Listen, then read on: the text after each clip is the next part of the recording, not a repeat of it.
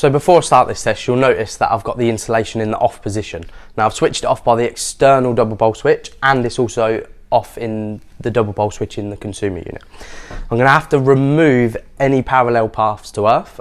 So what I'm going to do is I'm going to take out my bonding conductors, and then later on I'll remove the earthing conductor from the MET inside the consumer unit. Now I need to remove these paths just for the fact that I'm actually checking that my earthing conductor is connected to the greater mass of earth through the DNO supply. Okay, so if I had these connected, what it could actually mean is when I do my test, I'm actually getting a reading off of a metallic gas or water pipe. Later that could be changed for plastic, and then all of a sudden we don't have a connection to the greater mass of earth in our installation. So what we're really saying there is that the incoming water or gas actually is metallic and therefore connected to the greater mass of earth, so we're removing that parallel earth path. However, often now they're plastic, so in that case, would you really need to remove them if they came in and insulated? I still would, as a matter of caution. It could be that they're being inadvertently earthed through something else. I would still remove them. I like that as best practice. So we're going to take those out. We've now only got the external earth path provided by the supply authority's connection to earth. Yes, yeah. Okay then, Marcus, can you walk me through what's going on inside the consumer unit and surrounding area? Yeah, so as you can see, I've now removed my earthing conductor so I can do this test. Now you would have realised earlier that we have an external MET very close to the consumer unit. I could have actually disconnected my earthing conductor there and left my bonding in place and done the test there.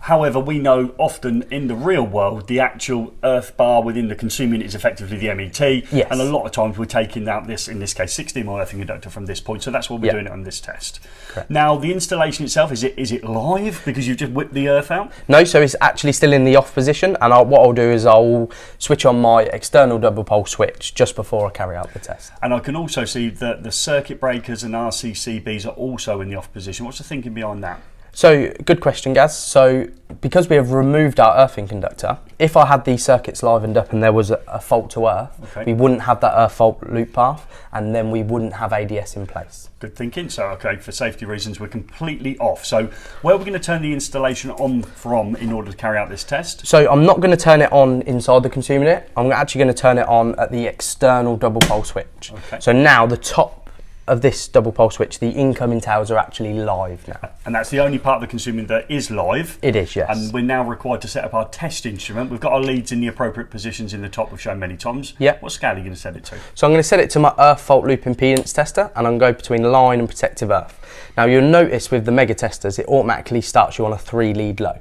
That's generally because RCDs are in circuit. Now because I don't have an RCD at the intake, all I'm going to do is I'm going to change this to a 2 lead high.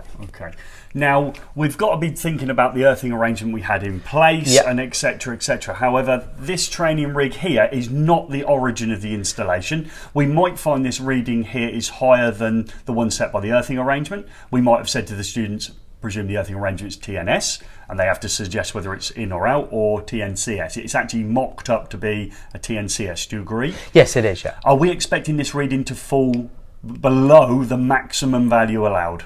No, we're not. No, so we've seen this many times where this reading here will be greater than 0.35 of an ohm. The reason being this is not the origin of the installation that we're mimicking, so obviously that reading will be slightly higher. It's how we carry out the test that's really important. Our learners understand that this reading will be too high potentially for a TNCS. It might be okay for a TNS, so let's see what this reading is going to be. So I'm going to clamp onto my earthing conductor. And then I'm going to go onto my incoming line, and you'll see a voltage will appear, and then it will give us our reading of 0.45 ohms. So we know if this was the origin of the installation, that is greater than the 0.35 it is, accepted as a maximum value. Let's start panicking now. No, we don't need to panic, Gaz. So in the event of that, we've got to remember that it is not at our discretion to change anything with the intake. So we would contact the local DNO and we would seek their advice. Now my advice would be, when you're testing the installation, if you do come up with this scenario, is you seek advice. They will give you a reference number. On the comments on the existing installation part of the electrical installation certificate or any relevant certification, then we would write that reference number down and a quick explanation of the scenario. So there is almost a get out of jail card. It is, yes. However, we told the learners it was a TNS. What's the maximum for TNS? A TNS is 0.8 ohms. So in that case, that would be acceptable value. Okay, so is that the test completed? It is, yes. Okay, so simple test. How would we describe this test? Often they call it the ZE test in the real world. What test is it, Marcus? The external earth fault loop impedance.